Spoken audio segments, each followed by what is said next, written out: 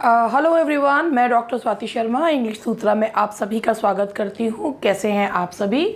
और आज है डे 14। आप लोगों की जो प्रैक्टिस का चल रहा है स्ट्रैटेजी डे 14 है उसमें, और इसमें भी मैंने ग्रामर और लिटरेचर के क्वेश्चंस मिक्स कर दिए हैं। जब आप ये क्वेश्चंस जब देखते हैं तो उनको समझने का प्रयास किया करिए। अगर नहीं समझ में आता है तो वीडियो को एक दो बार और देख लिया करिए, जिससे कि ये क्वेश्चंस आपको क्लियर हो जाएं।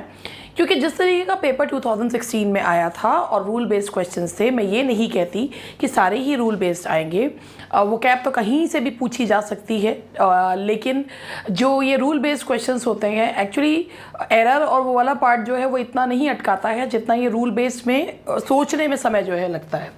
तो उसी चीज़ को ध्यान में रखते हुए आज भी आप लोगों के लिए जो क्वेश्चंस हैं ग्रामर लिटरेचर के मिक्स हैं। अब आप देखिए, पहला जो क्वेश्चन है, पहले डे 14 की जो हमारी कोट है, if you are not willing to learn no one can help you.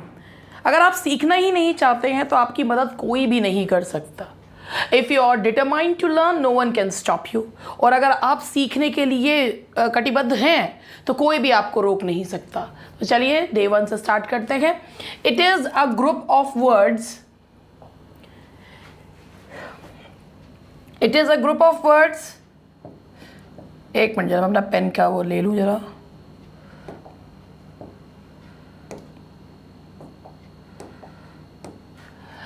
It is a group of words which forms a part of a sentence. It contains a subject and a predicate. It is. देखिए यहाँ पर इस sentence में आया है a part of a sentence, क्योंकि group of words तो sentence भी होते हैं। It is a group of words which has some meaning, तो वो तो sentence भी होता है, लेकिन ये part of sentence है और जिसमें subject and predicate होता है। अब predicate में verb होगा और verb जो है वो किसके बारे में बताएगा? subject के बारे में, मतलब predicate subject के बारे में बताएगा। तो उसे क्या कहते हैं? That is known as clause। उसे क्या कहा जाता है? क्लॉज कहा जाता है। एक क्लॉज को पहचानने का तरीका होता है जितने फाइनाइट वर्ब्स उतने क्लॉजेस। तो इसका आंसर है clause. Now the next question is a group of words which make sense but not complete sense is called. एक ग्रुप ऑफ वर्ड्स जो कि सेंस है, सेंस बनाता है मगर कंप्लीट सेंस नहीं बनाता है, जैसे in the chair, on the table. तो ये देखिए ग्रुप ऑफ वर्ड्स हैं, कुछ सेंस बना रहे हैं मगर कंप्लीट सेंस नहीं बना रहे हैं। उसे क्या कहा जाता है? फ्रेज। फ्रेज की पहचान ये होती है इसमें फाइनाइट वर्ब नहीं होता है। Now the next question is a and the, this, that, these, those, every, each, some, any, my, his, one, two, etc. are the words which may be called. इन्हें कहा जाता है determiners. What is the meaning of determiner? Determiner means जो which determines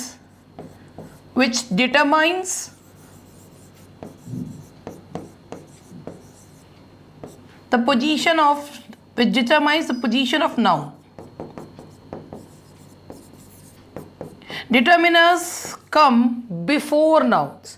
determiners की होती है कि they just come before noun. तो डिटर्मिनर्स होते हैं A and the, this, that, ये नाउन के पहले आते हैं और इन्हें डिटर्मिनर्स कहा जाता है। नाउन की पोजीशन को बताया जाता है, तो इसे क्या कहा जाता है? Determiners. I have no money, what kind of adjective is no? I have no money, आप ये देखिए, adjective of frequency, adjective of quality, adjective of quantity, कि भाई मनी नाउन है, उसके पहले नो लगा हुआ है, पैसे नहीं है, तो क्या है? I have no money, that's adjective of quantity. I have some money, I have no money, that is adjective of quantity. Quantity इसलिए है क्योंकि मनी जो है वो अनकाउंटेबल नाउन होता है। All men must die, all men, men is a noun, all is an adjective, तो adjective of quality, adjective of quantity, adjective of number। अब आप ये देखिए क्वांटिटी नहीं है, adjective of number है, कौन सा? indefinite number, that is adjective of indefinite number है, नंबर ही, क्योंकि men are countable। तो इसीलिए जब मैंने, क्योंकि ऑल जो होता है वो क्वांटिटी और उसमें दोनों में यूज़ होता है। जब अनकाउंटेबल के पहले लग जाता है तो एडजेक्टिव ऑफ क्वांटिटी बन जाता है, जब नंबर के पहले लग जाता है तो एडजेक्टिव ऑफ नंबर बन जाता है। और नंबर भी कौन सा? Indefinite number. डेफिनेट में कार्डिनल्स एंड ऑर्डिनल्स आते हैं, तो ये कौन सा नंबर है? That is indefinite number. whose pen is this, है whose is। अगर आप बोलते हैं whose pen, pen is a noun, noun के पहले जो आएगा वो एडजेक्टिव होगा, तो ये आप खुद देखिए interrogative pronoun adjective, that is interrogative adjective. हमेशा जिससे क्वेश्चन पूछा जाए वो प्रोनाउन हो, that's not necessary. If it is coming before a noun that it becomes adjective. Now the next question is it is the highest degree of the quality. सबसे पहले question को समझते हैं, ये क्वालिटी की सबसे हाई डिग्री होती है। It is use when more than two things और set of things are compared, कि it is use when more than two things, जब दो से ज़्यादा चीज़ों को कंपेयर किया जाता है तो उसे उस डिग्री को क्या कहा जाता है। देखिए पॉजिटिव डिग्री का मतलब होता है जहाँ पर कंपैरिजन है ही नहीं, कंपैरेटिव में 2 के लिए होता है और सुपरलेटिव में होता है 3 के लिए, तो सुपरलेटिव डिग्री उसे कहा जाता है जहाँ गुण की मात्रा सबसे ज़्यादा होती है। Now the next question is which word has a negative meaning. आप देख रहे हैं ये सारे डिटर्मिनर्स हैं। अब इसमें देखिए लिटिल, लिटिल का मतलब होता है ना के बराबर, अ लिटिल थोड़ा बहुत, ये अनकाउंटेबल नाउन्स के पहले लगते हैं, और द लिटिल मतलब थोड़ा बहुत जितना भी है सारा।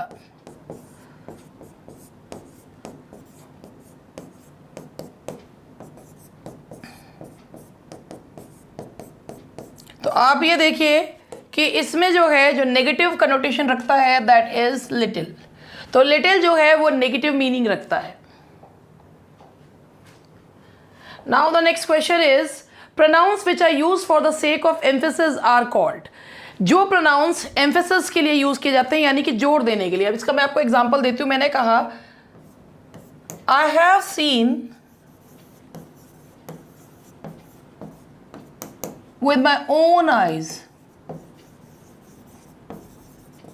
अब आप ये देखिए with my eyes अपने आप में पूरा था, लेकिन उसके साथ ओन लगा दिया, मैंने अपनी खुद की आंखों से देखा, तो वो चीज़ क्या है, किसी चीज़ पर जोर देने के लिए। ओन, वेरी, ये जो होते हैं, ये जो एडजेक्टिव्स होते हैं ये कौन से होते हैं, that they are known as emphatic. ओहो, एम्फेटिक एडजेक्टिव की जगह वो पढ़ा रही हूँ, देख रहे हैं। Pronouns which are use for the sake of emphasis, ये तो सेल्फ वाले हैं, मैंने गलती से वो मैंने एडजेक्टिव सोच लिया। सेल्फ, जैसे I myself will do it, एक क्वेश्चन में 2 क्वेश्चन समझा दिए। I myself will do it, अगर सब्जेक्ट के एकदम बाद किसी चीज़ पर जोर देने के लिए होता है तो that is known as emphatic pronoun. और अगर ये होता the old man poisoned himself, तो ये हो जाता रिफ्लेक्सिव प्रोनाउन। यदि सब्जेक्ट पे जोर डालने के लिए किसी प्रोनाउन का प्रयोग किया जाता है तो that is known as emphatic pronoun. whoever, whomsoever, whosoever, इसको छोड़ दीजिएगा, ये पता नहीं बीच में क्या है ये। whoever, whosoever, whichever, whatever, whatsoever are the instances of। आप देख रहे हैं ये पहली बात 2 चीज़ों से मिलके बना है, who plus ever, whomsoever, whosoever, which, whatever, सब क्वेश्चन वर्ड्स में ever जुड़ गया है। ये है क्या, that is compound relative pronouns, ये सारे के सारे कंपाउंड रिलेटिव प्रोनाउंस होते हैं। whoever did it, so whoever asked for it, तो ये जो होते हैं सारे के सारे कंपाउंड रिलेटिव प्रोनाउंस जो हैं वो कहलाते हैं। कंपाउंड इसलिए क्योंकि 2 वर्ड से मिलकर बने हैं। Forms like written and broken are the examples of. सबसे पहले बात करते हैं written and broken, these are the forms of third form of verb. अब थर्ड फॉर्म ऑफ वर्ब को क्या कहलाते हैं, इनका दूसरा एक और नाम है, they are known as past participles. Past participles, देखिए वर्ब की थर्ड फॉर्म को पास्ट पार्टिसिपल्स तब बोलते हैं when they work as past participles, यानी कि वर्बल एडजेक्टिव का काम करते हैं। It is that form of the verb which ends in ing and has the force of a noun, कि एक it is that form of the verb which ends in ing and has the force of a noun। भाई जैसे ये है singing is my hobby, अगर आप यहाँ पर लेते हैं singing is my hobby, ठीक है, अब आपने इसमें सिंगिंग वर्ड लिया, तो सिंगिंग जो है सबसे पहले आप ये देखिए नाउन को हम पहचानते कैसे हैं, जो हु और सब्जेक्ट के रूप में हु और व्हाट का जवाब देता है। तो what is my hobby, that singing. Singing जो है वो किसका काम कर रहा है तो ये आईएनजी वाला वर्ब, लेकिन यहाँ पर काम कर रहा है नाउन का। दैट इज़ वाई ये जो होता है कौन होता है, जब आईएनजी वाला वर्ब काम करे नाउन का, जिसे वर्बल नाउन भी कहा जाता है, वो कौन होता है, that is Geraint.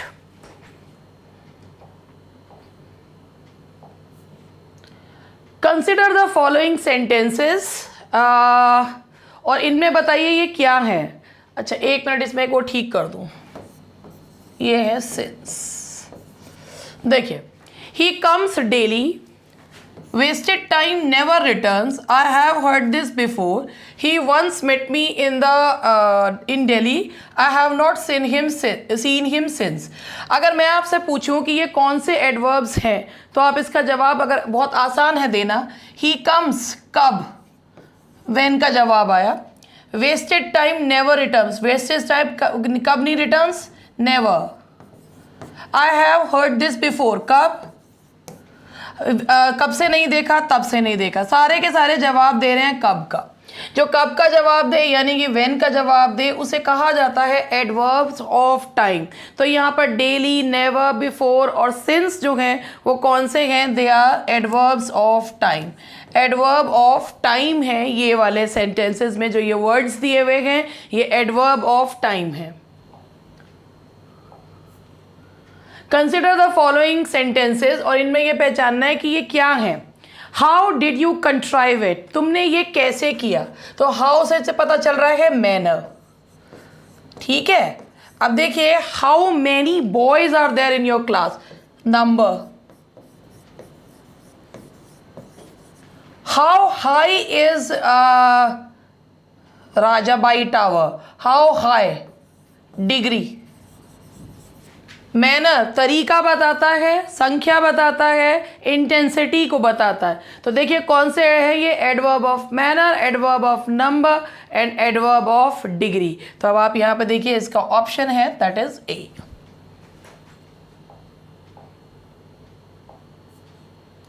Consider the two sentences. The grammatical categories of fast in these sentences are: I ran fast, कैसे भागा, manner, how, ये बता रहा है क्या, मैनर बता रहा है।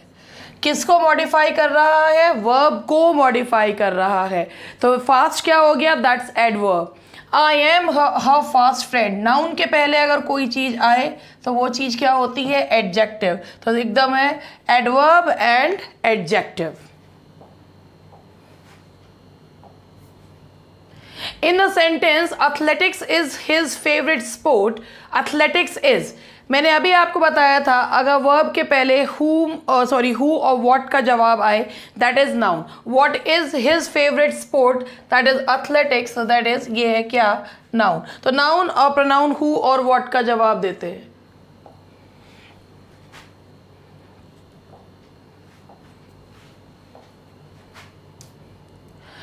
ही डिमांडेड अ थरो इंक्वायरी, कि उसने एक थरो इंक्वायरी के लिए कहा।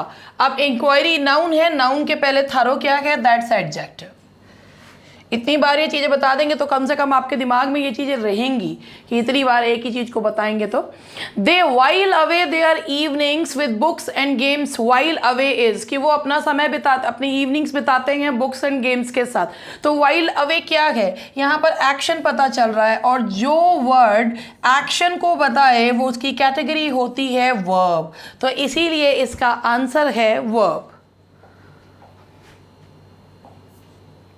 They arrived soon after, they arrived when, soon after।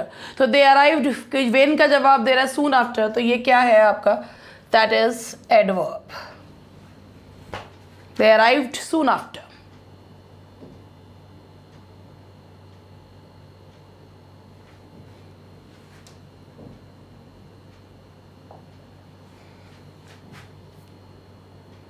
The cat ran after the rat, the cat ran after the rat. आप ये देखिए कि ran after the rat, cat ran after, ये देखिए रैट जो है वो नाउन है, अगर किसी चीज़ के बारे में बताया जाता है, किसी परिस्थिति के बारे में बताया जाता है कि कहाँ भाई कैट जो है वो रैट के पीछे भाग रही है, कहाँ भाग रही है, पीछे भाग रही है, तो नाउन के पहले जब सिचुएशन बताते हैं तो क्या यूज़ किया जाता है, या तो भाई जो नाउन के पहले अगर कोई ऐसे वर्ड्स आते हैं जो सिचुएशन बताते हैं और बाकी के सेंटेंसेस के साथ उसका संबंध बताते हैं तो उन्हें क्या कहा जाता है, preposition.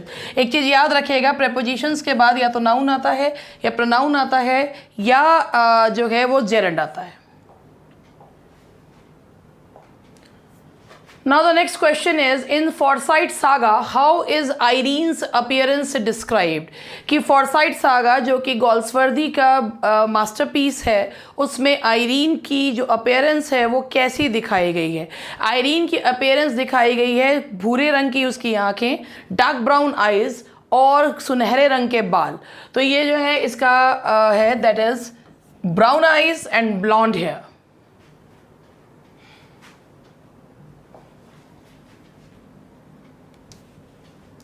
The characters of Goldsworthy are never drawn from. Galsworthy के कैरेक्टर्स कभी भी नहीं लिए जाते हैं, कहाँ से, एरिस्टोक्रेटिक क्लास के उनके कैरेक्टर्स जो हैं वो कभी भी नहीं होते हैं। गोल्सवर्दी ने अपने जितने भी प्लेज हैं उनमें जो कैरेक्टर्स लिए हैं वो या तो लोअर क्लास के होते हैं या मिडिल क्लास के होते हैं या अपर मिडिल क्लास के होते हैं, मगर एरिस्टोक्रेटिक क्लास के नहीं होते हैं। इवन जो फॉरसाइट सागा भी है उसमें भी अपर मिडिल क्लास या अपर क्लास दिखाया जाता है बट नॉट एरिस्टोक्रेटिक क्लास, तो यानी कि कुलीन वंश के या उसमें, तो वो एरिस्टोक्रेटिक क्लास के उनके कैरेक्टर्स नहीं होते हैं।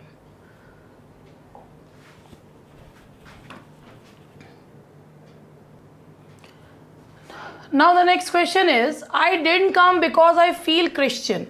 I am a Jew. I'll take no money, give it to charity.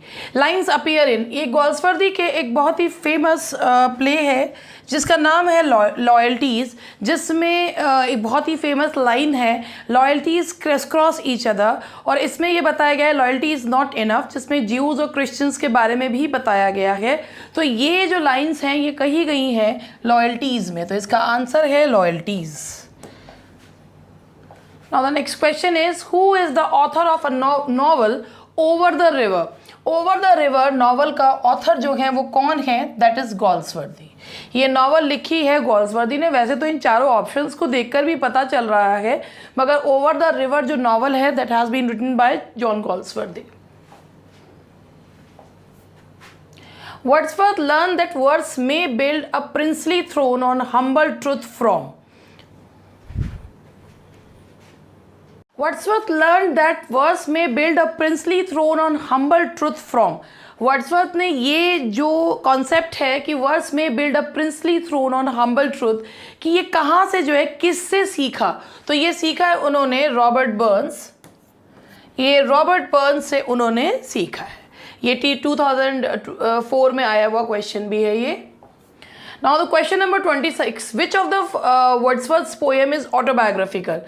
Wordsworth की कौन सी पोएम ऑटोबायोग्राफिकल है और वो भी कही जाती है स्पिरिचुअल ऑटोबायोग्राफी। ये वर्ड्सवर्थ की पोएम जो है ये कहलाती है स्पिरिचुअल ऑटोबायोग्राफी। ये है प्रिल्यूड जो उनकी मृत्यु के उपरांत जो है वो कंप्लीट 14 बुक्स में पब्लिश हुई, और ये इनकी कहलाती है spiritual autobiography. Now the next question is, Wordsworth was influenced by which of the following? Wordsworth इनमें से किससे बहुत ज़्यादा प्रभावित था? आप वैसे इन्हें देखकर अंदाज़ा अपने आप भी लगा सकते हैं। शेले, बायरन वर्ड्सवर्थ के बाद आने वाले पोएट्स थे, रोमांटिक पोएट्स थे। विलियम गॉडविन की पॉलिटिकल जस्टिस का वर्ड्सवर्थ के ऊपर काफ़ी प्रभाव था, तो ये विलियम गॉडविन की पॉलिटिकल जस्टिस से बहुत ज़्यादा प्रभावित थे। हालांकि इसी बुक से शेले भी काफ़ी प्रभावित थे। जब उन्होंने क्वीन मैप लिखी थी तो वो भी विलियम गॉडविन की पॉलिटिकल जस्टिस से बहुत ज़्यादा प्रभावित थे। The next question is, when was Richard II when did Richard II come? Richard second कब आया था? जो प्ले है रिचर्ड सेकेंड कब आया था? तो रिचर्ड सेकेंड जो लिखा गया था, जो आया था, दैट वाज इन 1595 में रिचर्ड सेकेंड प्ले जो है वो आया था। और इसके बाद हम बात करते हैं रिचर्ड सेकंड जो प्ले है वो शेक्सपियर का प्ले है। When was Julius scissor perform, देखिए इसको याद रखने का बहुत अच्छा तरीका है। जूलियस सीजर 1599 में ग्लोब थिएटर में सबसे पहला जिस प्ले का परफॉर्मेंस हुआ था that was Julius scissor. Globe theatre बनके ही तैयार हुआ था 1599 में और उसमें जो पहला प्ले किया गया था that was Julius Caesar. Macbeth came in the year, Macbeth कब आया था? तो ये याद रखिएगा कि आपको पता है कि एक गन पाउडर प्लॉट हुआ था 1605 में। 1605 में गन पाउडर प्लॉट हुआ था जिसमें जेम्स वन को जो है मारने की एक साजिश की गई थी जो नाकामयाब हो गई थी। तो शेक्सपियर ने just to clarify himself from all those things जो कि उसके ऊपर आरोप लगाए गए थे, तो उन्होंने 1606 में इस मकबेथ को लिखकर अपने ऊपर जितने भी उनके ऊपर लगाए गए आरोप थे उनको गलत प्रूव किया था। तो ये मकबेथ जो है वो केम इन द ईयर 1606। याद रखने का एक तरीका गन पाउडर प्लॉट से आप याद रख सकते हैं कि गन पाउडर प्लॉट जो हुआ था दैट वाज इन 1605। तो और ये मकबेथ जो आया था and it was performed in the same year 1606। Now the next question is which play of Shakespeare came in the year 1595? तो 1595 में वैसे भी शेक्सपियर ने अपनी शुरुआती उसमें हिस्ट्रीज लिखी हैं। तो Richard second came in the year 1595। Coriolanus came in the year, Coriolanus जिन्हें जिस प्ले को T.S. इलियट ने बहुत ही ज़्यादा उनको पसंद था ये प्ले और उन्होंने कोरियोलन एक पोएम भी इस पर लिखी है, अश्योर्ड आर्टिस्टिक सक्सेस जिसे कहा है। ये आया था, ये प्ले 1607 और 8 में लिखा गया था but it was performed in 1609। तो ये इसको ये कह सकते हैं, देखिए मैं इसको वैसे बता देती हूँ कि ये लिखा गया था। Coriolanus was written in the year कर देती हूँ, ये वॉज रिटन, ये लिखा गया था 1607 और 1608 में, परफॉर्म किया गया था 1609 में। In which work of Milton king has been presented as a shepherd. Milton ने एक जो पोएम लिखी है अपने फ्रेंड एडवर्ड किंग के लिए जिनकी मृत्यु के उपरांत उन्होंने लाइसिडास लिखी है, जिसमें उन्होंने स्वयं को और अपने दोस्त किंग को एक शेफर्ड के रूप में दिखाया है। तो उस पोएम का नाम है that is on Lycidas. Now the next question is which poet helped Milton in writing during his blindness? जैसा कि आप सभी जानते ही हैं कि मिल्टन की आईसाइट जो है वो कम्प्लीटली लॉस्ट हो गई थी एट द एज ऑफ 44 और उस समय उनकी मदद के लिए जिन्हें अपॉइंट किया था वो था उसे एंड्रयू मार्वेल। एंड्रयू मार्वेल ने मिल्टन की मदद करी उनकी ब्लाइंडनेस में, उनकी पोएम्स को कंप्लीट करने में, उनके वर्क्स को कंप्लीट करने में।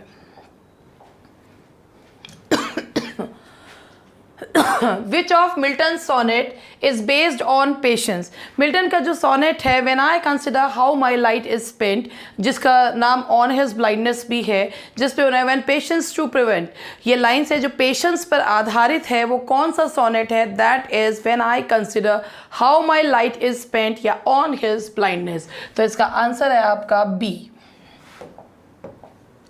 Now the next question is which Milton's work is without a trace of Puritanism?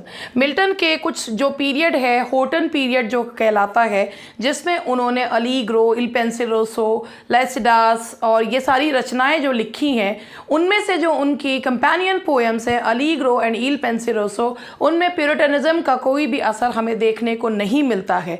तो ये जो है ये आपका इसका आंसर है which Milton's work is without a trace of Puritanism, that is both Allegro and Il Penseroso. What is the meaning of the Milton's Allegro? Allegro का मतलब है कि कंपेनियन पोएम्स हैं, तो Allegro का मतलब है हैप्पी और cheerful man. What is the meaning of Milton's Il Penseroso? That is Penseroso, pensive, ill and pensive man. Ill and pensive man के लिए यूज़ किया गया है ऑल पेंसिल्सो, ये दोनों की दोनों कंपेनियन पोएम्स हैं। From where the titles of Allegro and Il Penseroso have been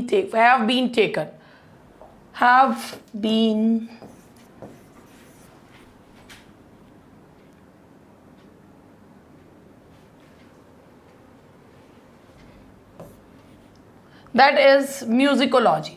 जो लिए गए हैं, the titles have been taken from musicology. ये टाइटल अलीग्रो एंड पेंसिलोसो कहाँ से लिए गए हैं? म्यूजिकोलॉजी से लिए गए हैं। What is the theme of Paradise Lost? Milton की Paradise Lost जो कि एक सेकेंडरी एपिक है जिसमें 12 बुक्स हैं। अर्लियर 10 किताबें थी, बाद में 12 किताबें हैं। ये मिल्टन की Paradise Lost का उद्देश्य क्या था लिखने का? इनका उद्देश्य था to justify the ways of God to man, कि भगवान जो करते हैं अच्छे के लिए करते हैं। तो इसका आंसर है to justify the ways of God to man. What is the theme of Paradise Regained by Milton? Milton ने जब पैराडाइज रीगेंड लिखी, जो कि एक 4 बुक्स का एपिक है, तो उसमें उनकी थीम क्या थी कि भाई क्राइस्ट का सैटर्न के द्वारा सैटर्न के द्वारा टेम्प्ट किया जाना इन द वाइल्डरनेस। तो ये ही इसकी थीम है, Satan's temptation of Christ in wilderness. Satan की क्राइस्ट को टेम्प्ट करने की नाकामयाब कोशिश करना। And the next question is which of the following is a work of Milton?